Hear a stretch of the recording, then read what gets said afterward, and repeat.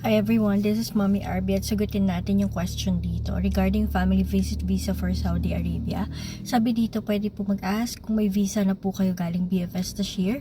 Ilang araw pa po kayo bago umalis kasi daw, yung sa case daw nila, tatapusin lahat ng requirements this coming November or December. Bali mami kami, na-approve kami ng November 14, tapos umalis kami or scheduled namin ng pag-alis is December 30. So, yung aming pag-aayos, we started arranging everything since the beginning siguro ng year.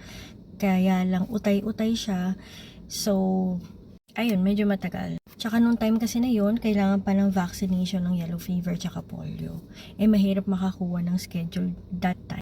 So, ngayon, wala na nun. So, mas mapapabilis kayo at mapadali talaga yung inyong pagpaprocess. Just take note, however, na for example, na-release yung inyong visa this September. So, magra-run yung inyong visa from September to September next year.